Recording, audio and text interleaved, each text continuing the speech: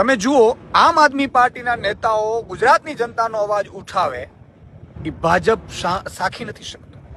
ભાજપે કેવા કેવા તૂત અપનાવે છે, તમે કલ્પના ન કરી હોય એવી રીતે અમારી સભાઓમાં હુમલાઓ કરવામાં આવે, પ્રશ્નો પૂછવામાં આવે. થઈ શું રહ્યું છે?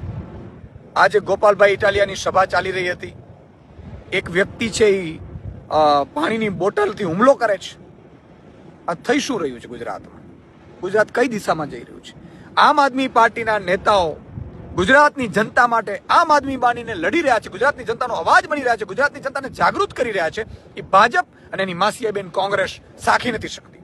અને એટલા માટે તમે જુઓ, ભાજપ પોતે હુમલો ન કરાવે તો કોંગ્રેસના કાર્યકર્તાઓથી હુમલો કરાવડાવે. વિસાવદરમાં પણ તમે જુઓ, ભાજપ રૂપિયા વેચતી હતી, પણ વેચતા દેખાયા કોણ? કોંગ્રેસના નેતાઓ. થઈ શું રહ્યું છે ગુજરાતમાં? આટલી હદે ગુજરાતની જનતાને નફરત કરો છો તમે. આ ગુજરાતની જનતાના અવાજ ઉપર હુમલો છે, ગોપાલ ઇટાલિયા ઉપર હુમલો નથી. અને અમે આ હુમલાથી ડરવાના નથી. અમારી સભાઓમાં તમે પ્રશ્નો પૂછાવડાવો, ભલે પ્રશ્નો પૂછાવડાવો, પણ 30 વર્ષથી જેનો કુશાસન ચાલી રહ્યું છે, જંગલ રાજ ચાલી રહ્યું છે, એને તો કોઈક પૂછો. અને કેમ ગોપાલ ઇટાલિયા ઉપર હુમલો થાય છે? કેમ અમારા નેતા ઉપર હુમલો થાય છે?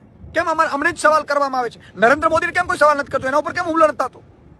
કેમ મુખ્યમંત્રી ઉપર હુમલો નથી થતો? અમિત શાહ ઉપર કેમ હુમલો નથી થતો? એનો અર્થ એ થયો કે ભાજપના નેતાઓ જે આ ખેલ કરાવડાવે છે, આના બે જ કારણ હોઈ શકે. કાં તો ભાજપના નેતાઓને સરકાર ચલાવતા બિલકુલ આવડતું નથી, જંગલ રાજ થઈ ગયું છે ગુજરાતમાં, બિહાર જેવું રાજ થઈ ગયું છે, અને કાં તો ભાજપના નેતાઓની મીઠી નજરથી થઈ રહ્યું છે.